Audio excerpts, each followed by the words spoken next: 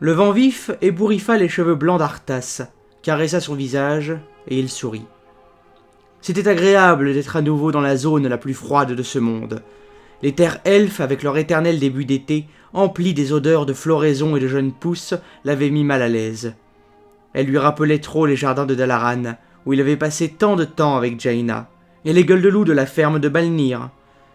Mieux valait le vent pour le récurer net, et le froid pour étouffer ses souvenirs. Il ne lui servait plus, mais l'affaiblissait, et il n'avait pas de place pour la faiblesse dans le cœur d'Arthas Menethil. Il était, comme toujours, sur son loyal cheval, invincible. Il avait passé un mauvais moment à Keltalas, quand ce bâtard de roi Anastérian avait lâchement attaqué une monture innocente plutôt que son cavalier, découpant ses jambes, rappelant à Arthas comment Invincible était mort. L'incident avait projeté Arthas dans le passé à cet horrible instant, l'ébranlant profondément et dans le cas de la bataille contre Anastérian, déchaînant une rage glacée qui au final lui avait été bien utile. Devant et derrière lui, son armée marchait à travers la passe enneigée, infatigable, ignorant le froid. Quelque part, au sein de leur horrible multitude flottait une banshee. Arthas laisserait Sylvanas tranquille pour le moment. Il était plus intéressé par Kel'Thuzad, qui glissait à ses côtés presque sereinement, si un tel mot pouvait être appliqué à une liche. Il était celui qui avait dirigé le fléau jusqu'à ce lieu éloigné, gelé, et Arthas n'avait jusqu'à présent pas posé de questions. Mais le périple commençait à devenir ennuyeux, et il était curieux. Le prince sentit un sourire se dessiner sur ses lèvres. « Donc, railla-t-il, tu n'es pas fâché que je t'ai tué autrefois ?» « Ne sois pas stupide, » répondit le nécromant mort-vivant. « Le roi Lich m'avait dit comment finirait notre rencontre. » Cela surprit Arthas. « Le roi Lich savait que je te tuerais. » Il se renfrogna, jetant un coup d'œil à la lame déployée sur ses genoux. Elle était maintenant silencieuse, endormie. Aucun chuchotement n'en vint, pas plus que ses runes ne palpitaient de pouvoir. « Bien sûr, » répondit Kel'Thuzad, un soupçon de supériorité dans sa voix sépulcrale. « Il t'a choisi pour être son champion bien avant que le fléau ne commence. » Le malaise d'Arthas s'accrut. Personne ne lui avait rien demandé, ni même compté sa destinée. Mais l'aurait-il accepté s'il l'avait su ? Non, décida-t-il. Il n'aimait pas être manipulé, mais il savait qu'il avait dû être endurci pour devenir une arme formidable. Il avait fallu qu'il avance pas à pas vers son destin, autrement, il l'aurait rejeté. Dans ce cas de figure, il serait toujours aux côtés de Jaina et du Terre, et son père serait... S'il est omniscient, alors comment les seigneurs de l'effroi le contrôlent-ils comme ils le font ? Ils sont les agents de celui qui a créé notre maître, les fougueux agents de la Légion ardente. Ces mots firent frissonner Arthas. Légion ardente, 2 uniques mots. Mais le pouvoir qu'il promettait parvenait à être entêtant. Sur ses genoux, Deuil-Givre scintilla. C'est une vaste armée démoniaque qui a consumé d'innombrables mondes au-delà d'une autre.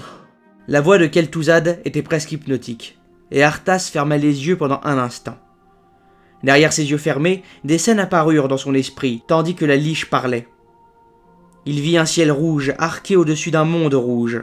Une vague de créatures se déversait sur un pont. Elles couraient comme des chiens, mais elles n'étaient pas des créatures naturelles. Elles avaient d'effrayantes mâchoires remplies de dents et d'étranges tentacules poussant de leurs épaules. Des pierres s'écrasèrent au sol, laissant des traînées de feu verdâtre, s'éveillant à la vie sous la forme de rochers animés qui écrasaient leurs ennemis. Désormais, elle vient pour embraser ce monde. Notre maître a été créé pour ouvrir la voie pour son arrivée. Les seigneurs de l'effroi ont été envoyés pour être certains qu'ils réussissent. La scène changea dans l'esprit d'Arthas. Il observait une porte finement sculptée. Il savait qu'il s'agissait de la porte des ténèbres, bien qu'il ne l'ait jamais vue de ses propres yeux. Elle rayonnait d'un feu vert, et une foule de démons était regroupée autour d'elle. Arthas secoua la tête, et la vision s'évapora. Donc, la peste à Lordaeron, les citadelles en Orphandre, le massacre des elfes, tout ça juste pour préparer une énorme invasion démoniaque. Oui, tout finira par découvrir que notre histoire entière a été modelée par le conflit à venir. Arthas médita là-dessus. Deuil-Givre s'éveillait maintenant, et il retira le gant de sa main droite pour la caresser. Froide. Elle était froide comme la glace, si froide que même sa main de chevalier de la mort qui avait été endurcie pour une telle tâche fut douloureuse quand il la toucha. Il sentit à nouveau les murmures et sourit. « Il y a autre chose, Lich, n'est-ce pas ?» demanda-t-il, se tournant pour regarder Kel'Thuzad. « Tu as dit que les seigneurs de l'effroi tenaient notre maître prisonnier. Raconte-moi ça. » Ne possédant plus de chair, Kel'Thuzad n'avait plus d'expression faciale qui pourrait trahir ses émotions. Mais Arthas sut, via la légère courbure de la silhouette du nécromant, qu'il était mal à l'aise. Il parla cependant.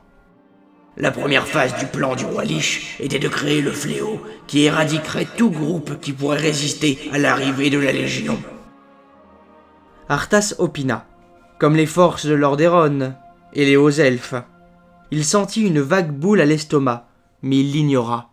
Exactement. La seconde phase est en fait d'invoquer le Seigneur Démon qui initiera l'invasion. La Liche leva un doigt osseux et désigna la direction dans laquelle il voyageait. Il y a non loin un campement d'orques qui maintiennent fonctionnelle une porte démoniaque.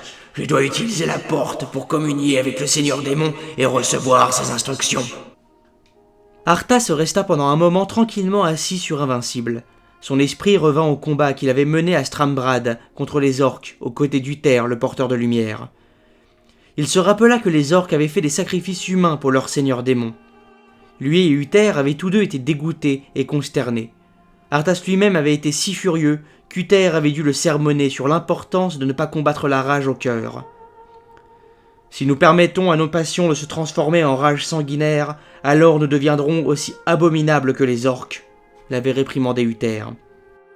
Eh bien, Uther était mort, et même si Arthas tuait encore des orques, il travaillait désormais avec des démons. Un muscle tressaillit près de son œil. « Qu'attendons-nous » fit-il claquer, et il pressa Invincible au galop. Les orques se battirent bravement, mais au final, ce fut futile, tout comme toutes les tentatives d'arrêter le fléau seraient futiles. Arthas s'avança au galop, Invincible bondissant agilement au-dessus des corps d'orques décédés. Il regarda la porte pendant un long moment. 3 dalles de pierre lentement agitées d'énergie verte. Un passage vers un autre monde. Jaina serait intriguée, mais trop horrifiée pour céder à la curiosité. C'était ce qui faisait d'elle une faible.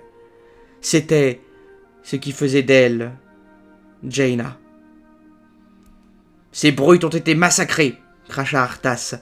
« La porte démoniaque est tienne, Lich !» La forme squelettique frissonna de délices, s'avança en flottant et leva des bras implorants. Des marches menaient à l'arche. Arthas remarqua que la Liche n'en monta aucune. Elle resta en bas, par respect, ou peut-être désireuse d'éviter les ennuis. Arthas recula, observant attentivement depuis le dos d'Invincible. « Je t'appelle, Archimonde. Ton humble serviteur requiert une audience. » La brume verte continua de tournoyer. Alors, Arthas comprit qu'il pouvait deviner une forme, une silhouette qui était à la fois semblable et différente des seigneurs de l'effroi qui lui étaient plus familiers. L'être devait avoir, supposa Arthas, une peau gris bleuté, bien que du fait de la lumière verte qui le teintait, il était difficile d'en être certain. Il n'y avait pas de doute cependant sur la puissance du corps du démon, avec son imposante poitrine bombée, de grands bras forts et la partie inférieure du corps qui semblait modelée sur celle d'un bouc. Les jambes d'Archimonde s'incurvaient à l'envers, s'achevant en une paire de sabots fourchus. Une queue se convulsa, trahissant peut-être le comportement, sinon calme, posé d'Archimonde. Ses bras, épaules et jambes étaient enchâssés dans une armure dorée, luisante et ornée de crânes et de pointes sculptées. Les tentacules doubles, longues et minces pendaient depuis son menton, mais le trait le plus saisissant de son long visage étaient ses yeux qui brillaient d'une lueur verte malsaine, bien plus vive et plus irrésistible que la brume verte qui tournoyait autour de lui. Bien qu'Archimonde ne soit pas encore là, pas encore physiquement présent dans ce monde, Arthas n'était pas insensible à la présence du démon. « Tu as prononcé mon nom, Lich chétive, et je suis venu, » dit le démon, sa voix résonnant et semblant vibrer le long des propres os d'Arthas. « Tu es Kel'Thuzad, n'est-ce pas ?» Kel'Thuzad inclina sa tête cornue. Il était complètement prosterné, remarqua Arthas.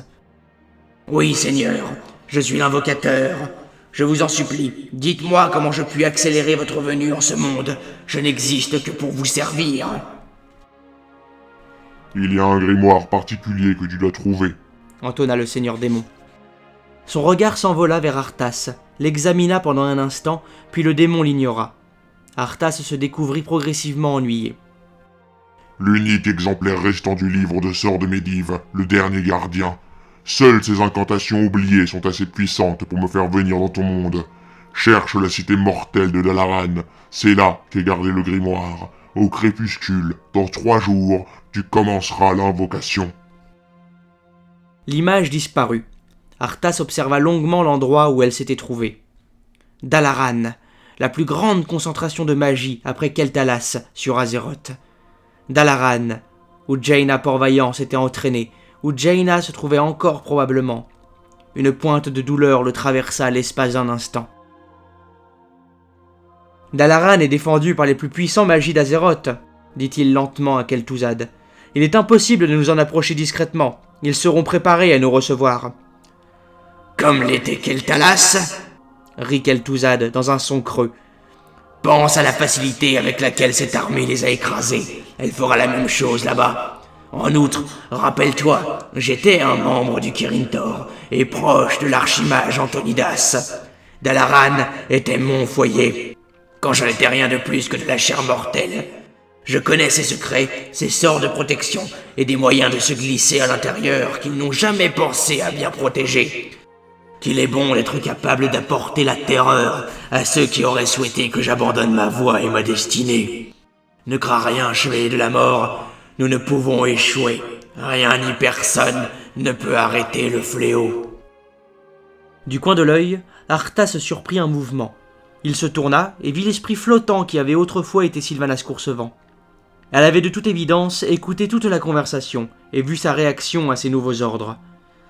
« Cette discussion à propos de Dalaran te perturbe ?» dit-elle avec condescendance. « Silence, fantôme !» murmura-t-il, se rappelant malgré lui la première fois qu'il eut passé les portes de Dalaran pour escorter Jaina. L'innocence de cette époque lui était désormais presque impossible à concevoir. « Il y a là-bas quelqu'un qui compte pour toi, peut-être. Des souvenirs agréables. » La maudite Banshee n'abandonnerait pas. Il laissa cours à sa colère, leva la main et elle se tordit de douleur pendant un moment avant qu'il ne la libère. « Tu ne parles plus de ça !» prévint-il. « Concentrons-nous sur notre tâche. » Sylvanas était silencieuse, mais son visage pâle, fantomatique, affichait un féroce sourire de satisfaction.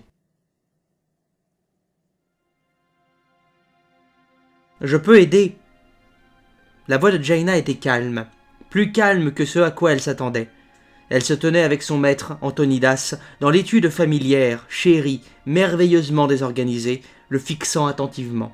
« J'ai tant appris !» L'archimage continua d'observer par la fenêtre, ses mains jointes dans son dos, comme s'il ne faisait rien de plus sérieux que de surveiller des étudiants en col.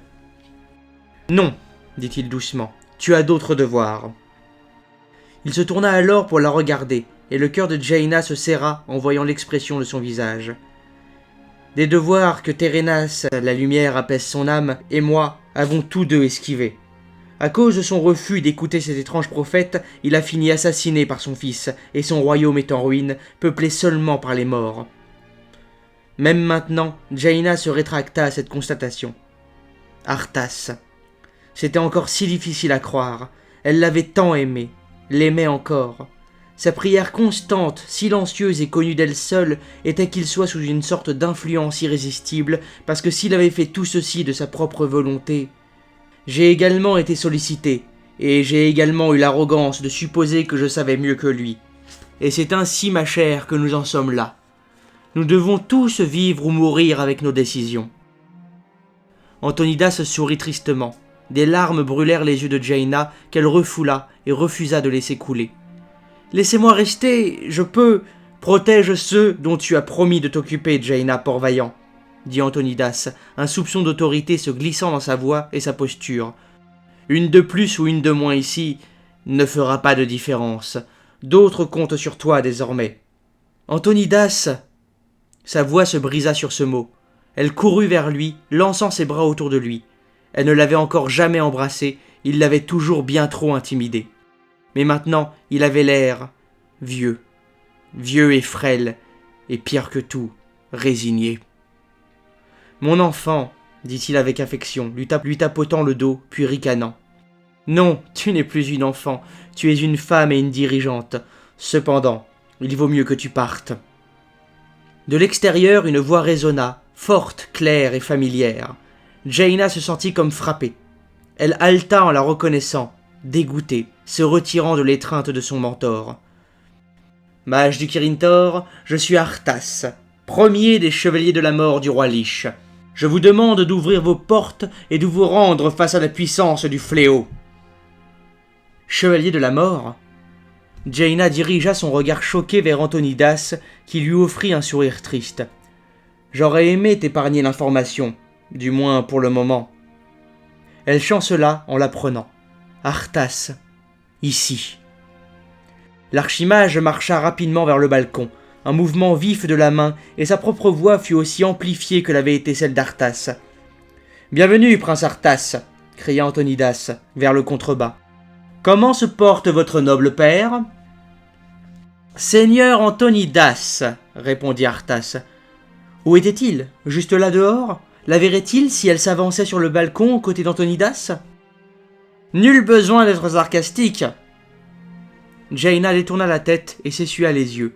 Elle luttait pour parler, mais les mots semblaient bloqués dans sa gorge.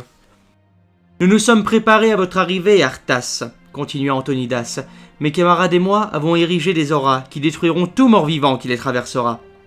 Votre insignifiante magie ne m'arrêtera pas, Antonidas. Peut-être avez-vous entendu parler de ce qui est arrivé à Keltalas. Il se pensait également invulnérable. » Keltalas. Jaina se crut malade. Elle était à Dalaran quand l'information avait été rapportée par une poignée de survivants qui étaient parvenus à s'enfuir à propos de ce qui était arrivé à Keltalas. Le prince Keldoraï était également là. Elle n'avait jamais vu Kael'thas si courroucé, si brisé, si défait. Elle était allée vers lui, des mots de compassion et de réconfort sur les lèvres, mais il s'était retourné et l'avait observée avec un tel regard de fureur qu'elle avait instinctivement reculé. « Ne dis rien !» avait grondé Kael. Les poings serrés, elle avait pu voir choqué qu'il se retenait à grande peine de la frapper. « Idiote ! C'est ce monstre que tu as accueilli dans ton lit !» Jaina avait vacillé, hébétée par les mots crus sortant de la bouche de quelqu'un de si cultivé.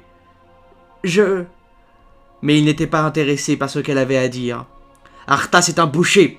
Il a massacré des milliers de personnes innocentes. Il a tant de sang sur les mains qu'un océan entier ne suffirait pas à les lui laver. Et tu l'as aimé. Tu l'as préféré à moi. » Sa voix normalement si mélodieuse et douce à l'oreille s'était brisée sur le dernier mot. Jaina avait rapidement senti des larmes lui venir aux yeux quand elle avait soudainement compris. Il l'avait attaqué elle, car il ne pouvait pas attaquer son véritable ennemi. Il s'était senti impuissant, inutile et avait frappé la cible la plus proche. Elle, Jaina Port-Vaillant, dont il avait désiré l'amour et était incapable de le gagner. « Oh, Kael'thas !» avait-elle doucement dit. « Il a fait des choses terribles !» avait-elle commencé. « Ce que votre peuple a enduré... »« Tu ne connais rien à la souffrance !» avait-il crié. « Tu es une enfant avec un esprit d'enfant et un cœur d'enfant, un cœur que tu donnerais à ceux... Il les a massacrés, Jaina, et puis il a relevé leurs cadavres. » Jaina l'avait fixé sans un mot, les siens ne la blessant plus maintenant qu'elle connaissait leur raison d'être. « Il a assassiné mon père, Jaina, tout comme il a assassiné le sien. J'aurais dû être là. » « Pour mourir avec lui, avec le reste de votre peuple ? Qu'aurait apporté le gaspillage de votre vie pour... » À peine les mots avaient-ils quitté ses lèvres qu'elle avait compris que c'était la mauvaise chose à dire. Kael'thas s'était tendu et l'avait abruptement coupé. « J'aurais pu l'arrêter. J'aurais dû. » Il s'était raidi et une froideur avait soudainement chassé le feu en lui. Il s'était incliné bien bas, exagérément. « Je vais quitter Dalaran aussi vite que possible. Il n'y a rien pour moi ici. » Jaina avait grimacé au ton terne, résigné de sa voix. « J'ai été d'une incroyable sottise d'avoir jamais pensé que vous, humains, pouviez m'apporter quoi que ce soit. Je quitterai ce lieu de vieux magie gâteux et de jeunes ambitieux. Aucun d'entre vous ne peut nous aider. Mon peuple a besoin de moi pour le guider, maintenant que mon père... » Il s'était tu et avait bruyamment dégluti. « Je dois aller avec eux, vers le peu qu'il en reste. vers ceux qui ont survécu, qui survivent dans le sang de ceux qui servent désormais ton aimé. » Il s'était alors éloigné d'un air arrogant, la fureur durcissant chaque mouvement de son corps élégant, et Jaina avait senti son propre cœur souffrir de la douleur de l'elfe. Et maintenant il était là. Arthas était là, à la tête de l'armée des morts vivants, lui-même un chevalier de la mort. La voix d'Antonidas la fit sursauter hors de sa rêverie, et elle cligna des yeux, tentant de revenir à l'instant présent. « Rappelez vos troupes, ou nous serons forcés de déchaîner tous nos pouvoirs contre vous. Faites votre choix, chevalier de la mort. » Antonidas recula hors du balcon et se tourna pour regarder Jaina. « Jaina, dit-il de sa voix normale, nous allons, momentanément, ériger des barrières bloquant la téléportation. Tu dois partir avant de te retrouver piégé ici. Peut-être puis-je le raisonner, peut-être puis-je... » Elle se tut, entendant dans sa propre voix l'irréalisme de ses désirs. Elle n'avait même pas été capable de l'empêcher de massacrer des innocents à Stratholme ou d'aller en Orphandre, quand elle était certaine qu'il s'agissait d'un piège. Il ne l'avait pas écoutée. Si Arthas était bien sous une influence malfaisante, comment pourrait-elle le dissuader aujourd'hui ? Elle prit une profonde respiration et recula, et Antonidas inclina doucement la tête. Il y avait tant de choses qu'elle voulait dire à cet homme, son mentor, son guide. Mais tout ce qu'elle put faire fut de lui accorder un sourire tremblant, maintenant, alors qu'il menait ce qu'ils savaient tous deux être sa dernière bataille. Elle découvrit qu'elle ne pouvait même pas lui dire au revoir. « Je prendrai soin de votre peuple, » dit-elle maladroitement, lança le sort de téléportation et disparut. La première partie de la bataille était finie, et Arthas avait eu ce pourquoi il était venu. Il avait obtenu le livre de sorts de Medivh. Il était grand et curieusement lourd pour sa taille, couvert de cuir rouge et relié d'or. Sur sa couverture se trouvait un corbeau noir, exquisement ciselé, les ailes grandes ouvertes. Le livre était encore couvert du sang d'Antonidas. Il se demanda si cela le rendrait plus puissant. Invincible remua, frappant du sabot, et secoua le cou, comme s'il avait toujours une chair pouvant être irritée par des mouches. Ils étaient sur une colline surplombant Dalaran, dont les tours reflétaient toujours la lumière et brillaient dans des teintes d'or, de blanc et de violet, tandis que ses rues dégoulinaient de sang. Nombre des magis l'avaient combattu pendant des heures avant de se tenir désormais à ses côtés. La plupart d'entre eux furent trop sévèrement endommagés pour être utilisés autrement que comme munitions à envoyer aux attaquants, mais certains pourraient toujours être utiles, les compétences qu'ils possédaient de leur vivant utilisées pour servir dans la mort, le roi Lich. Kel'Thuzad était comme un enfant le matin du voile d'hiver. Il feuilletait les pages du livre de sorts de Medivh, captivé par son nouveau jouet. Cela irritait Arthas. « Le cercle de pouvoir a été préparé selon tes instructions, Lich. Es-tu prêt à commencer l'invocation ?»« Presque, » répondit le mort-vivant. Des doigts squelettiques tournèrent une page du livre. « Il y a tant à absorber. La connaissance des démons qu'avait Medivh est à elle seule stupéfiante. Je soupçonne qu'il a été bien plus puissant que quiconque ne l'a jamais soupçonné. » Un tourbillon vert noirâtre commença à se manifester quand Kel'Thuzad parla, et Tichondrius apparut quand il acheva ses propos. L'irritation d'Arthas s'accrut quand le seigneur de l'effroi parla avec son arrogance habituelle. « Pas assez puissant pour échapper à la mort, c'est certain. Disons simplement que ce qu'il a commencé, nous allons le finir, aujourd'hui. Que l'invocation commence !» Et tout aussi rapidement, il disparut. Kel'Thuzad flotta dans le cercle. La zone était marquée par 4 petits obélisques. En leur centre, un cercle luisant de tracés ésotériques avait été gravé. Kel'Thuzad prit le livre, et une fois qu'il eut volté en position, les lignes du cercle brillèrent d'une lueur violette vivante. Au même moment, il y eut un crépitement, un grésillement, et 8 piliers de flammes jaillirent autour de lui. Kel'Thuzad reposa son regard aux yeux luisants sur Arthas. « Ceux qui vivent encore dans Dalaran seront capables de sentir le pouvoir de ce sort, » prévint Kel'Thuzad. « Je ne dois pas être interrompu ou nous échouerons. »« Je vais protéger tes os, Lich, » le rassura Arthas. Comme Kel'Thuzad l'avait promis, il fut comparativement facile d'entrer dans Dalaran, de tuer ceux qui avaient érigé des sorts spécifiquement contre eux et de prendre ce pourquoi ils étaient venus. Arthas avait même été capable de tuer l'archimage Antonidas, l'homme qu'il avait autrefois cru si puissant. Si Jaina avait été là, il était certain qu'elle l'aurait affronté. fait appel à ce qu'il avait été autrefois comme elle l'avait déjà fait. Elle n'aurait pas eu plus de chance aujourd'hui qu'à l'époque, sauf qu'il était heureux de ne pas avoir eu à la combattre. L'attention d'Arthas fut soudain attirée vers le présent. Les portes s'ouvraient, les lèvres grises d'Arthas se courbèrent en un sourire. Auparavant, le fléau avait eu l'effet de surprise de son côté. Oui, de nombreux et puissants magis vivaient à Dalaran, mais il n'y avait pas de milice entraînée, et tous les magis du Kirin Tor n'étaient pas à Dalaran. Mais ils avaient disposé de plusieurs heures, et ils n'avaient pas chômé. Ils avaient téléporté une armée. Bien. Un combat sérieux était justement ce dont il avait besoin pour ranger dans un coin de son esprit les pensées distrayantes à propos de Jaina Port-Vaillant et du jeune homme qu'il avait été autrefois. Il leva d'œil givre, sentant son picotement dans sa main, entendant la douce voix du roi Lich caresser ses pensées. « D'œil givre à faim !» dit-il à ses troupes, pointant l'épée vers les défenseurs en armure de la formidable cité des mages. « Apaisons son appétit !» L'armée du fléau rugit. La lamentation pleine de souffrance de Sylvanas s'élevant au-dessus de la cacophonie, accroissant d'autant plus le rictus d'Arthas. Même dans la mort, même si elle obéissait à ses ordres, elle le provoquait, et il savourait le fait de la forcer à attaquer ceux qu'elle aurait préféré défendre. Invincible prit de l'élan sous son cavalier et bondit en avant au grand galop, hennissant. Certaines de ces affreuses troupes restèrent en arrière pour défendre Kel'Thuzad, mais la plupart accompagnèrent leur chef. Arthas reconnut la livrée de nombre de ceux que le Kirin Tor avait téléportés pour défendre la cité. Ils avaient autrefois été des amis, mais c'était du passé, aussi insignifiant pour lui que le temps qu'il faisait hier. Cela devenait plus facile désormais de ne rien ressentir d'autre que la satisfaction, tandis que d'œil givre, brillante et ne faisant que chanter tandis qu'elle festoyait des âmes, se levait et retombait, coupant à travers les plaques aussi facilement qu'à travers les chairs. Après que soit tombée la première vague de soldats, relevés pour servir dans l'armée du fléau ou abandonnés là où ils avaient succombé s'ils n'étaient d'aucune utilité, en vint une seconde. Celle-ci comptait des magis dans ses rangs, vêtus des robes violettes de Dalaran, brodées du symbole du grand œil. Mais Arthas, lui aussi, avait reçu des renforts. Les démons, semblait-il, souhaitaient protéger les leurs. Des pierres géantes tombèrent du ciel en hurlant, laissant une traînée de feu verbileux. La terre trembla là où elle chutait, et des cratères creusés par leur impact montèrent ce qui ressemblait à des golems de pierre, maintenus ensemble et dirigés par la répugnante énergie verte. Arthas jeta un œil par-dessus son épaule. Kel'Thuzad flottait les bras écartés, sa tête cornue rejetée en arrière.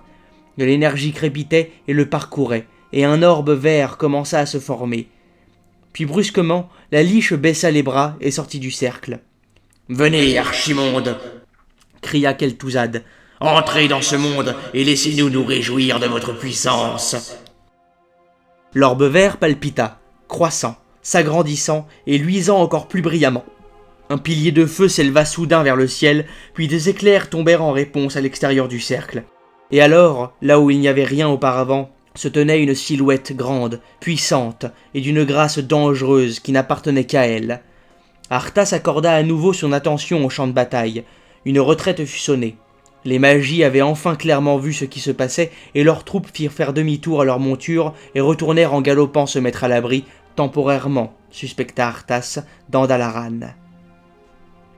Tandis qu'il fuyait, une voix profonde, sonore, retentit par-dessus les bruits de la bataille. « Tremblez, mortels, et soyez frappés de désespoir, la ruine s'abat sur ce monde !» Arthas leva la main, et de ce simple geste fit s'arrêter et se retirer également la nuée du fléau. Tandis qu'il galopait vers Kel'Thuzad, braquant tout du long son regard sur le seigneur démon géant, Tichondrius vint en se téléportant, comme d'habitude, après que tout danger soit écarté. Le seigneur de l'effroi fit une révérence appuyée. « Seigneur Archimonde, tous les préparatifs ont été réalisés. »« Très bien, Tichondrius, » répondit Archimonde, congédiant le démon inférieur d'un signe de la tête. « Puisque le roi Lich ne m'est plus d'aucune utilité, vous, seigneur de l'effroi, commanderez désormais le fléau. » Arthas fut soudain reconnaissant pour toutes ces heures passées en méditation disciplinée. Cette discipline fut la seule chose qui l'empêcha de montrer sa surprise et sa fureur. Même ainsi, Invincible sentit le changement en lui et caracola nerveusement. Il tira d'un coup sec sur les rênes et la bête s'immobilisa. Le roi Lich n'était plus d'aucune utilité ? Pourquoi ? Qui était-il exactement et que lui était-il arrivé? Qu'arriverait-il à Arthas? Bientôt, je donnerai l'ordre de commencer l'invasion. Mais d'abord, je vais faire un exemple de ces misérables mages, en broyant leur cité dans les cendres de l'histoire. Il s'éloigna, son corps redressé, fier et impérieux, ses sabots retombant fermement à chaque pas, son armure luisant d'or, de rose et de lavande du crépuscule envahissant. À ses côtés, maintenant sa révérence, Tichondrius le suivit à pas rapides. Arthas attendit qu'il soit à une certaine distance avant de se tourner enfin vers Kel'Thuzad et d'exploser. « Ça ne peut être qu'une plaisanterie! Et qu'advient-il de nous désormais ?» Sois patient, jeune chevalier de la mort. Le roi Lich avait prévu cela également. Tu as peut-être encore un rôle à jouer dans son grand plan. Peut-être. Arthas fit face au nécromancien, fulminant, mais il contint sa colère. Si quelqu'un que ce soit les démons ou le roi Lich lui-même pensait un instant qu'Arthas était un outil qu'on pouvait utiliser puis abandonner, il leur montrerait bientôt la faille dans leur raisonnement. Il avait trop fait, trop perdu, amputé trop de lui-même dans tout ceci pour être mis de côté. Cela ne pouvait pas avoir été vain, cela ne serait pas vain. La terre gronda, Invincible changea de position, mal à l'aise, levant ses sabots comme pour minimiser le contact avec le sol. Arthas leva rapidement le regard vers la cité des mages. Les tours étaient ravissantes à cette heure-ci, fières, splendides et scintillantes des teintes épaissies du crépuscule. Mais tandis qu'il regardait, il entendit un sourd craquement. Le sommet de la plus grande, la plus belle tour de la cité tomba soudainement, lentement et inexorablement, tombant comme si toute la longueur de la tour avait été empoignée par une main géante invisible. Le reste de la cité tomba rapidement, se fracassant et s'écroulant, le bruit de la destruction vrombissant fortement dans les oreilles d'Arthas. Il grimaça à son intensité, mais ne détourna pas le regard. Il avait été à l'origine de la chute de Lune d'Argent, il avait dirigé le fléau contre elle. Mais ceci, il y avait de la tranquillité dans la destruction de Dalaran, de la désinvolture. Lune d'Argent avait été un trophée durement gagné. Archimonde semblait être capable de fracasser la plus formidable cité humaine sans même être présent. Arthas pensa à Archimonde et Tichondrius. Il se gratta le menton, perdu dans ses pensées. Sur ses genoux, deuil givre brilla.